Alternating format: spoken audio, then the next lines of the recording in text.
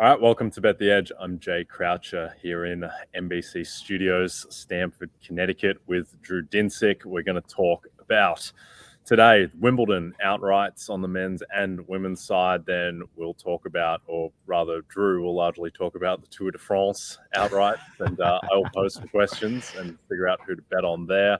And then we'll close with a little speed round. I want to quickly touch on the Premier League and NBA title outrights, because I think there's some interesting angles there. But let's talk about Wimbledon. Let's start off on the women's side, which I think is much more compelling, given that we don't have a minus 155 favorite on that side. We do have Iga Swiatek, though, who is a heavy favorite for some reason. Don't really understand, or at least her price is extremely short.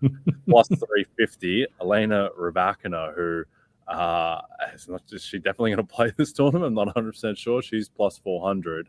Arena Sabalenka, who is still, if you close your eyes, still double faulting in Roland Garros. She's plus 450. And then we have Kvitova, Jabeur, Goff, Mukova, and Ostapenko to follow. Who do you like in this market, Drew? Okay, fantastic tournament on tap for women's Wimbledon. I honestly can't tell you the last time I was this anticipatory for a tennis slam, because this is wide freaking open. We came into this cycle with 3.5, clear top of the market women.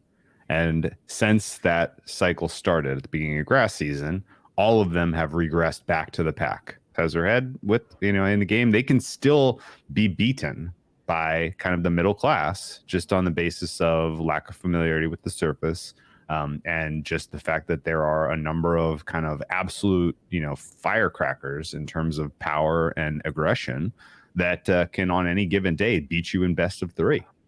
So this is a very, very exciting and awesome, just in general setup here. And I would say that, yes, Iga does deserve to be at the top of the board, but plus 350 is not a bettable price. It is not. We have not really seen her take any significant step forward on grass this year. She's playing in Bad Homburg right now, trying to get a little bit of familiarity with the surface, but she still looks relatively unnatural on grass relative to what she looks like on clay. The movement just isn't the same. And in general, even though we have seen her service hold percentage go up, her service points winning percentage has gone up this year relative to last year. She still has a ton to prove that she warrants any kind of meaningful favoritism over players who have a better track record, like Petra Kvitova, or players who have power and shot making ability, like the Alexandrovas of the world, like the Kudermetovas of the world. And so, I think, Iga's where she, who lands in her quarter of the draw is going to matter a lot in terms of her ultimately making a deep run here. And for someone like Jay, who, has an appetite to bet against Iga, I think you're going to have your chances, man. You're going to get your spots, because, the market still rates her extremely highly. And as we saw in her first match in Bad Homburg, I mean, Tatiana Maria, who's, 38-year-old mother of two, almost got the better of her. So there is going to be opportunities for some of these challengers to get a win head-to-head versus Iga at Wimbledon. And so I think, some long shot price actually hitting the board here, I think, is very, very realistic. Okay, well, let me throw a couple long shots at you, and you tell me if you like them. Vekic, Ostapenko, and Krejcikova. Do you like any of those three? Yeah, all three are in my group of 12. Okay. Yeah. Yep. And they're all big prices. You can find 30s, 40s out there. And I think realistically that is saying that they have a 3-4% chance to win. I'd make it closer to 5. I think that there are a number of kind of specific players who have experience and quality and the skill set to really excel on grass, who all fall into that bucket. And I guess so. Just running down the list in my 12: Iga, Rybakina, Sabalenka, surely, Kvitova, Ons, Mukova, Ostapenko, Kudermetova, Krejcikova, Alexandrova, and Garcia, although she's at the very, very limits, and Vekic, she's at kind of the back of the pack. Those are the 12 women that I think have a realistic chance to win this title. Yep, I like them. Should we quickly talk about Ons, who's I mean, you can get 14-1 about her. I think the big concern coming into the French Wimbledon season was her health, but she looked perfectly fine and healthy at Roland Garros and getting to the quarterfinal. She just had a very Ons type meltdown. But this time last year, we were talking about her as the best grass court player in the world, and then she didn't really do anything to dispel that in making the final of Wimbledon and being, much to our chagrin, about minus 1,000 in running, except that she took the first set with ease against Rybakina, who really looked like she was melting down, and then anti-melted down and turned super sane in the second and third sets. Any interest in Ons? I think there's some 14-1 about Ons. The scars are still fresh, man. It still hurts. Always for the voices. Yeah. I have to go and look at my numbers, but I believe that Ons last year at Wimbledon in the 40-1 range. Well, the great bet. I think that was the best bet I've ever made in my life that did not win. Yeah. It was the most. I think that was the most plus EV. That was the most incorrect price that I've ever bet for size. Certainly, that didn't actually get home, and so it hurts. She should have been 3-4-1 last year. She was 40. That's insane. Like, that'll never happen again in my life. And so I'm angry. Surely, 14-1, 12-1, whatever price is now. It's probably a little too long. But, the fact that she had the second quarter effectively gifted to her with Rybakina catching this viral illness at Roland Garros, and she still bottled it against Beatriz Haddad Maia, that's enough of a signal for me to say that when the going gets tough mentally, I don't know that I can believe in her to overcome those demons. Now, when she does, and I see it live and I'm not on board, am I going to be upset? Yes. It's going to suck. But at the same time, I'm basically at the place where I need to see it to believe it, that she can get over the hump. And, I very much hope that she does, because I would really like to see her cap off what has been a really solid 2 years of tennis with an actual slam title. And this is her best chance by far. I don't think she should be 12-1 to the UNE US Open. I don't think there is any tournament next year that I would expect her to be in the 12-1 range unless she somehow takes another meaningful step forward. But I think that's less likely. The margins are getting narrower for her right now with how good some of these young women are coming up. Sabalenka. Certainly Sabalenka, Rybakina improving, and Iga improving. All of that makes this probably her last ride. If we see her just put on a show in round one, am I going to bet a ticket just to have a piece? Yes. But I don't think it's a hugely plus EV bet right now. What do you think? Yeah, there's just something not right with Ons. Looking at how she ended that Wimbledon final, the way that she played the US Open final, the way that she played against Haddad Maia at Roland Garros, some other meltdowns along the way. It is very much kind of do need to see it from Ons. But yeah, at the price, certainly if you get 14-1, I'd much rather bet that than lay it. And with you, the scars are still fresh. My Ons 40-1 Wimbledon 2022 ticket sits in the same drawer with my Celtics 25-1 title bet after they went 0-3 down to the Heat and should have been 10-1, 12-1 to win the title. But alas, you can't eat value, as they say. Let's go to the men's side. And the way I want to frame this, so Novak Djokovic is minus 155, Alcaraz 3-1, Medvedev third favorite 11-1. What price would you need to back the field against Djokovic? Okay, so 155 I think is a hair high. My fair on him is closer to minus 140. If you gave me field plus 140, I would pass. If you gave me field plus 155, I would reluctantly take it. But I would do that only in the vacuum of there is no other way you're going to let me play this. Because there is a better way to play this, and that is Alcaraz 3-1. Because when you're saying field, in my mind, that's Alcaraz and a bunch of guys that have less than 2% chance to win. the idea that any of these younger players down the board are going to beat Djokovic head to head because of their ability to execute on grass, as opposed to him fundamentally handing them the match, is I can't get there. There is only, I think, and I kind of can't even believe the numbers and the record when you stare at it. But Djokovic has played a lot of grass tennis in his life, far more than the next most player in this tournament, which is Andy Murray, who has played a lot of grass tennis in his life. Those two stand a mile down the road from the next group in terms of their just overall experience on grass.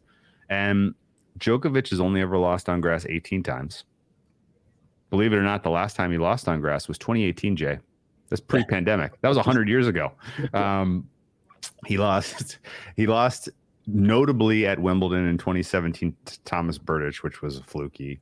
And then if you go to 2016, that's the one that really stands out on the resume. Sam Querrey beat him head to head in the round of 32 at Wimbledon when Djokovic was something like, I don't know off the top of my head, minus 2,500 in that match pre-flop, and Querrey got the better of him. And a ton of people kind of scrutinized that particular match, and they're like, what in the heck happened? And it was almost certainly a tournament and a match in particular where Djokovic had done a decent amount of exhaling after winning Roland Garros for the first time in 2016. He finally gets his Roland Garros win that completes his career slam, and he blew off the next month of training, vacation, partied, did all kinds of who knows what, and then showed up at Wimbledon a little bit out of focus, and Querrey got the better of him in the round of 32. Is there a possibility that something like that happens this year? Surely. Djokovic got to his 23rd slam at Roland Garros. He's been vacationing. We haven't seen him other than what he's going to do, this warm-up exhibition stuff here this week in preparation. But the problem is there's not really a Sam Querrey in the draw. And that's to say, like, Sam Querrey had experience on grass. He had the right tools for it, right? Like, there could be someone like a Maxime Cressy, who is a bit of a grass specialist, who finds his way into Djokovic's quarter, which will be the fourth quarter, by the way, because Djokovic is now the 2 seed. I'm not sure if you saw, but Alcaraz winning Queens put him up to the 1 seed. Yeah. There could be a specialist who he runs into early who gets the better of him. But I think realistically, this tournament's going to come down to Djokovic versus Alcaraz in the final. And so I haven't bet Alcaraz at all. And so you could say, well, what are you talking out of? You're talking out of both sides here. Why in the world would you say Alcaraz has a realistic chance, but you haven't bet him? And I think the straightforward answer is I don't think you're getting much of a better price right now than you're going to get in that final. Yeah. Honestly, I think Alcaraz is probably going to be like 3-1 in the final to Djokovic. And a ton of that I think is going to be colored by what we saw at Roland Garros. And a ton of that is going to be colored by the overall just track record of how many times Djokovic has been there and how few times Alcaraz has. But the thing is, the first time these two guys played in the slam at Roland Garros, the shoe was on the other foot. The pressure was on Alcaraz. He was the favorite. He was up, completely amped up in that match. And I think that affected him negatively in the way that in this time around, it'll be it'll be the pressure on Djokovic to win another slam, to go to 24. And Alcaraz is going to be playing with a little bit of house money. And honestly, I think Djokovic is going to take him a little bit of time to solve Alcaraz's game on grass. Alcaraz's game on grass that we've seen this season, it has been electric. He is hitting winners at a rate that is superlative. His unforced errors are down from what we saw from him on clay. He is learning the game in real time, how to excel on grass. And I think that's going to give him some chance against Djokovic if he gets there. And that's kind of the key issue, is that he could stumble along the way, not get to the final, and then you're not looking at a losing ticket. But if he does get to the final, and if we're previewing the Wimbledon final on Friday in 3 weeks, then I'm going to be banging on the table that Alcaraz is the bet at price. Yep, no, I like that. I still think that Alcaraz possibly has just the highest ceiling match to match of anyone on the planet if he plays his A+ game, which he played against Tsitsipas in Paris for those first 2.5 sets. I think that is almost untouchable. But yeah, he's liable to just lose potentially a random quarterfinal just because he doesn't have that consistency that Djokovic has established. It's funny, this time last year, our male parallel to Ons in terms of the bet on was Matteo Berrettini. who came into exactly, who came into Wimbledon in incredible form last year. Now he's just dead to the world. He's 140 to 1 on the exchange to win Wimbledon. So it's turned quite quickly for Matteo. I do think back to last year when Jannik Sinner gave Djokovic a real match in the quarterfinals, which is probably, in a way, probably the most impressive big match that Jannik has played in going up 2-0 on Djokovic. And then he fell off a cliff, which is what Jannik Sinner and his demons do in that position. But he's probably the third guy to me. Medvedev perhaps just has more of a chance in a way that he's just more consistent, but Sinner probably has the highest ceiling where he could on his day play Djokovic off the court, which not many other people on the planet can do, but you certainly wouldn't bet on that happening. So I do think it is, I agree with you, it's Alcaraz or pass, and you're better off just waiting for Alcaraz to get through those 6 matches before he has to play, most likely, Djokovic in the final. Yeah, a couple of quick thoughts. I'm glad you brought up Sinner and that match in particular, because that kind of specific match where Djokovic took 2.5 sets to figure out how to beat Sinner, that's kind of the door that I think is open for Alcaraz. Because he's an unknown quantity. There's not a track record of how do you beat this guy on grass. It's going to take Djokovic a little bit of time, which I think is really kind of the key there. The entire middle class of the men's is scratch off, scratch off, scratch off, scratch off, scratch off. Medvedev out of form. Tsitsipas's head is not in the game. Casper Ruud is out playing golf. The Sinner, questions about his mental toughness at the slam level still very, very much exists. Zverev's getting clowned by Sasha Bublik at Halle for his serve right now. Like that, there's no confidence there. Nick Kyrgios belongs nowhere near the top of this board. He's so far out of form with injury, and similarly Felix Auger-Aliassime. I think you have to circle Korda as a potential quarter winner if he's in Q2 or Q3. I think you have to circle Rublev at 25 to 1 because he should be closer to sort of that second tier. And I might even flip prices with him and Medvedev. Medvedev has given us nothing on grass so far this season. He looks completely out of sorts. He's made his adjustment from clay to grass has been, virtually non-existent. I'm not really in the Hurkacz business this season. I'm not in the Fritz business this season. Andy Murray's price is hysterically poor. Cam Norrie is a joke. Grigor Dimitrov is, maybe he makes week 2, but he's not winning a quarter. So I think you're circling some of these longer, like true longer shots. Alex de Minaur played really, really well in Queens. He's got to be a consideration. Didn't mention Holger Rune. He's got high enough ceiling that he could bust out any minute, surely. I like Maxime Cressy for what it's worth, just because he is such a grass specialist. He plays serve and volley. 81% of his service points, Jay. You know what the next highest on tour is? 23. There's no one else doing what he's doing, and it is unique enough that he could ultimately ride that to a deep run at Wimbledon if he can put together a little bit of form here in this warm up at Eastbourne. So, I realistically think that the entire middle of the board right now is dead money. And you're looking at the 2 guys at the top with a realistic chance to win, and then guys in the 100 to 1 range are going to win Q2, Q3.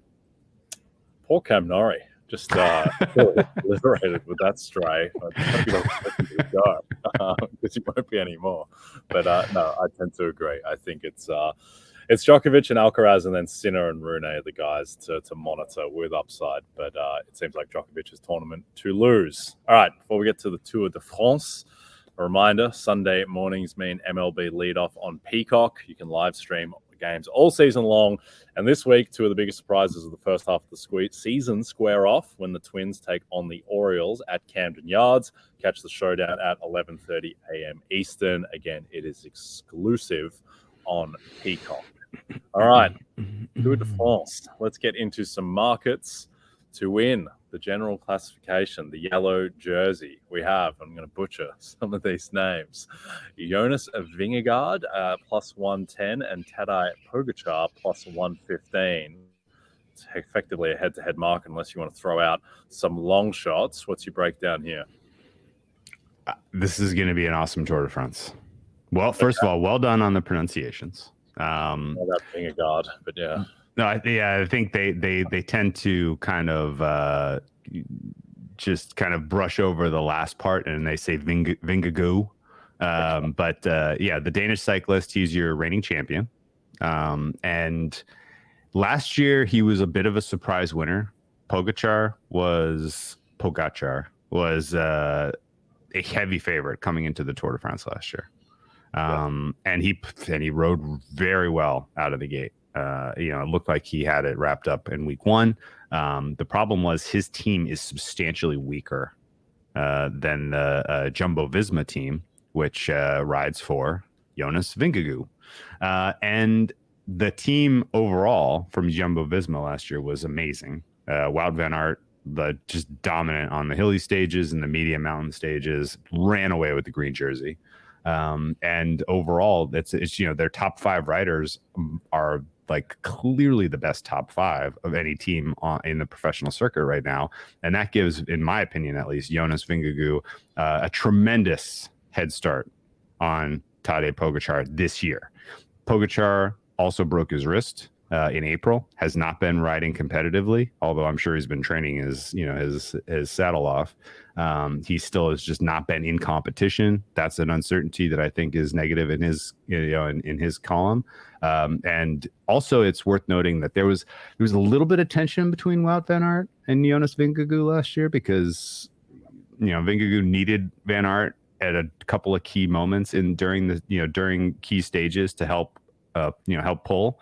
But Van Aert was out there on breakaways, winning stages, getting the glory for himself for the green jersey. I think this year, with the way that the Tour is set up, there's no hilly stages. There's fewer medium mountain stages. It's more of a traditional layout for the Tour. And so I think that puts Van Aert back on Vingegaard's wheel, which should help that team overall be able to pull away in week 2. So for me, at least, Jonas Vingegaard, very, very fair play at plus money to win this outright. I think Pogacar is going to have to show some form that I just have not seen from him this year, or his team is going to have to take a meaningful step forward to stay with Vingegaard in the general classification. Okay, well, this pronunciation of Vingegaard has completely thrown me. The presence of 2 A's, an R, and a D at the end, but I'll take your word for it.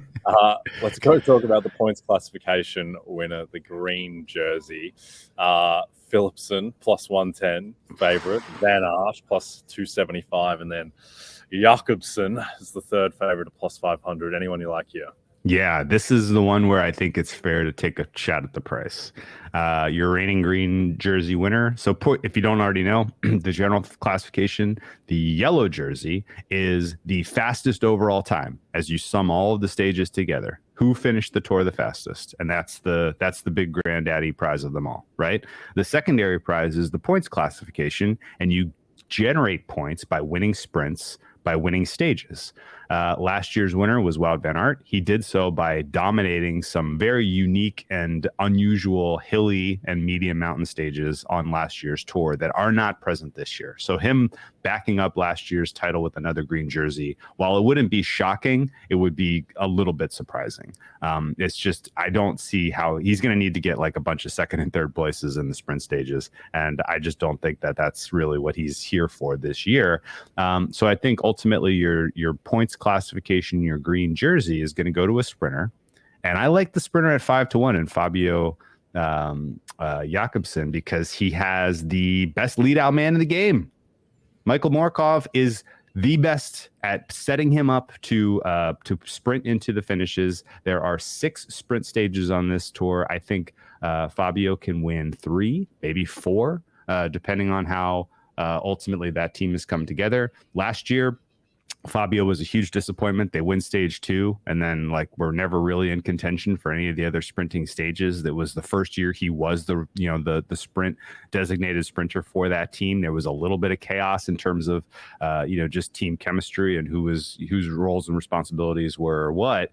I think this year, and particularly with what we've seen up in the lead up to this year's Tour, the Quick Step team looks locked in on him for getting him sprint stage wins, and I think Jakobsen should be closer to the price that you see for Wout van Aert in the plus 275 range. So Jakobsen 5-1, very solid bet in my opinion for the green jersey. And if you're asking if I'm chasing because I bet this last year and it was not a winner, you are correct.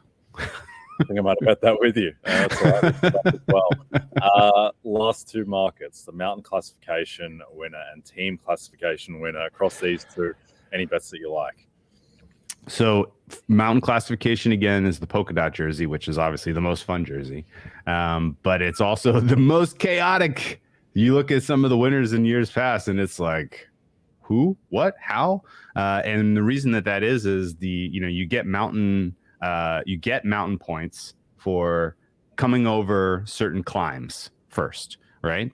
And in general, you get to the Alps portion of the competition, and whoever's left at that point late in the competition, there are big high point climbs through the middle of some of these stages. And so, guys go in the breakout, they win those points, and they climb up the board.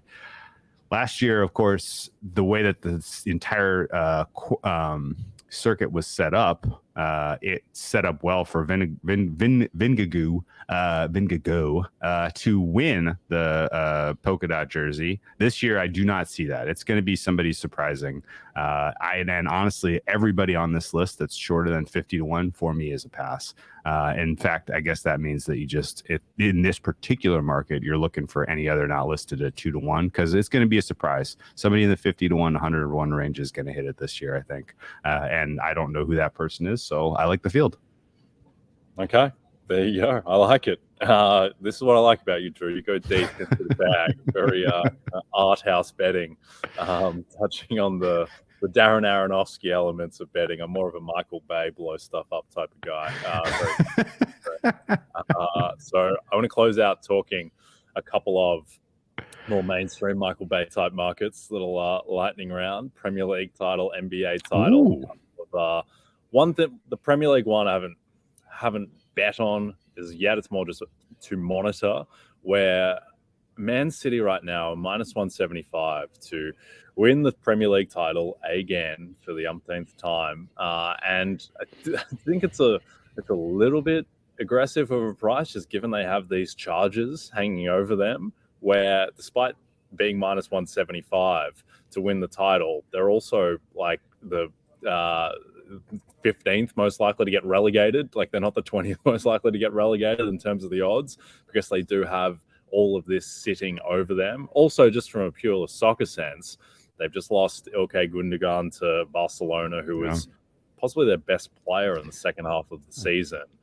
Also, with Pep, it's not quite a Scott Skiles, Tom Thibodeau type of thing, because Pep is obviously in a different tier to those type of guys, but there is a fatigue element with Pep that has been voiced, that everyone acknowledges that he is the greatest coach, greatest manager of his era, but there is also a fatigue element and a reason why guys like João Cancelo just didn't happen, and then he just left to Bayern Munich, why perhaps a reason why Gundogan left. I'm just speculating there. So if you're looking for someone in the field, the team that I would look at is Chelsea, who were a complete basket case last season, just to a comical degree. Their failure for Chelsea to finish in the bottom half of the league is just completely insane. But they bring in Maurizio Pochettino, who's a real coach, which I'm not sure Frank Lampard is, who closed the season there. He will bring in, I think, a degree of stability. They have been very lucky in having Saudi Arabia there to be able to trim their squad and get rid of guys like Hakim Ziyech and Khalid Koulibaly and these type of guys who just weren't working there. They brought in players like Nkunku and Nicholas Jackson, I think, are going to be really good. And the thing is with Chelsea that I really like for this upcoming Premier League season is, because they were so bad last year, they don't have no midweek fixtures for them, no European football for Chelsea. And the other thing there is that a big part, I think, of why Chelsea were bad last year is they just weren't fit and they weren't running. And Lampard commented that on the way out, that they didn't have the fitness levels. Pochettino was famous for getting fitness levels up. So there's a lot of, I think, low-hanging fruit there. There's a lot of low-hanging fruit with just trimming the squad and playing a real 11. And also the fact that they are just going to be, their only focus is going to be the Premier League. Yes, the FA Cup and the League Cup will still be there, but they have such a less cluttered fixture list than their other opponents to win the title. So Chelsea, who you can get in the 16-1 range, can hunt around maybe even a bit bigger. I would monitor their off-season and whether they bring in additional players, which I suspect they will. But they're the one to monitor at the moment, I think. What do you think of Chelsea? Sold. I just bet it. Yeah, 16-1. Great price. The note that really struck home was the idea of Manchester City bringing home the treble this year. Like, what are they playing for now? Yeah. Right. If anything, it's another Champions League title. And certainly the specter of of punishment hanging over them is not non-trivial. So yeah, a lot of reasons to be, and just in general, what you're seeing from some of the decision making, like you mentioned, who they're letting walk out the door is surprising. Pulling out of the bidding for Declan Rice was surprising. Like, I think that's telling you something a little bit about how they are going to use this year as a bit of a reset. Yep. No, certainly couldn't touch them at -175. A market where I am willing to touch the favorite, though, is the NBA championship market, which I want to close out with, where the Boston Celtics, who I think you hunt around, you can find some +550 on them to win the title. I think probably the consensus price in the market is closer to +500 on MGM. They're +450. And I think Kristaps Porzingis might be the most underrated player in the NBA, where just because he's played on losing teams, I think there is a stench around him, and there is the thought that, well, he's just going to get injured or he's just going to wilt in big games. Like, he was fully healthy last season, and he was largely healthy the year before as well, and then was just resting down the stretch, certainly this year, because the team had nothing to play for. Porzingis, when you look at some of his stats, firstly, he's like a +5 EPM guy. And I don't think he's going to be that level of player in Boston, but I think to be a +4 player is totally reasonable. He was effectively a top 5 player in terms of pick and roll defense as a drop man. He was the most efficient post scorer in the league. And then he also spaces the floor. He's gotten, I think, slightly better as a passer as well. And I think just the fact that they've kind of shifted their glut of players positionally from guard to big man, I think that bodes well too.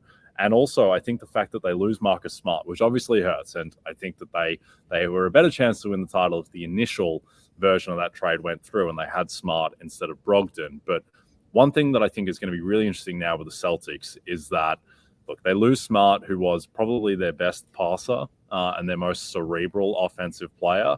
I think that there are going to be two kind of residual benefits to that. One, Derek White, who's better than Smart anyway and better than Brogdon, he increases in importance and he will be closing games and starting games. That's a good thing. And it was always an awkward thing if you're going to bench Smart down the stretch because he's, the leader of the team. That's gone. White will play more. And then secondarily, I think also it's going to help that Tatum and Brown, just by necessity as the mother of invention, they're going to have to get better as playmakers. And Jaylen Brown, he might not have that in them. He might just be dribbling the ball off his foot for eternity. But Jason Tatum has that in him. Jason Tatum has some real passing chops. He's gotten better as a playmaker. And I think the fact that he is going to have more responsibility throughout the regular season, because he's going to have the ball in his hands in the playoffs anyway. And I think that bodes well for them too. And I think that so long as they get to the playoffs with two of Horford, Williams, Porzingis healthy, I think that they are going to, with health and without a Damian Lillard trade, I think they're going to walk the East. I think the East, it's so bad.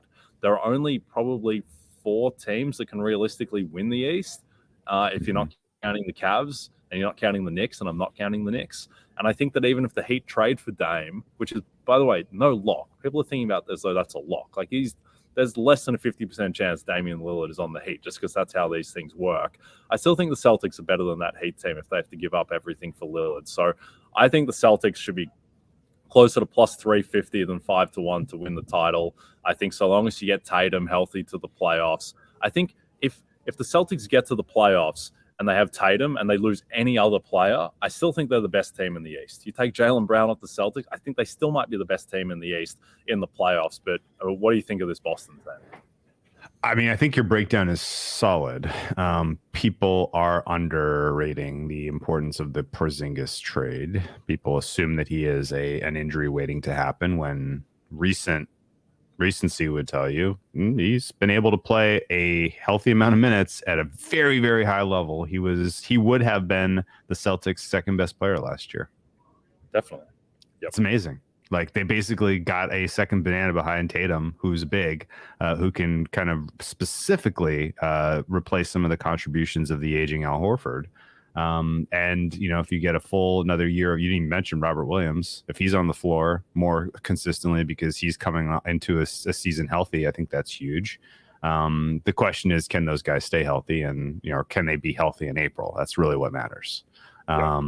Because, I agree with you. Like, on paper, this is clearly the best team in the Eastern Conference, and it's not close. Even with Lillard in Miami, I would tell you this is the best team. And I think realistically, the big question hanging over there's really two questions, and they are the coach and Jaylen Brown. The coach, you would assume, has to get better, right? Another year of this, he should continue to improve. They're going to get good. He's just got real assistants around him. That's huge. Yeah, he should go up because of the assistants, because of the experience. Yes, Jaylen Brown is a tougher question because the Celtics are really in a lose-lose spot with him. They either have to give him the bag that he's not going to ultimately earn with the Celtics, or they're going to have to trade him and get less back for him than he is worth to whatever team they trade him to. Like, Jaylen Brown will not hit his ceiling playing on the same team as Jason Tatum, I don't think. Which means you got to... Yeah, right.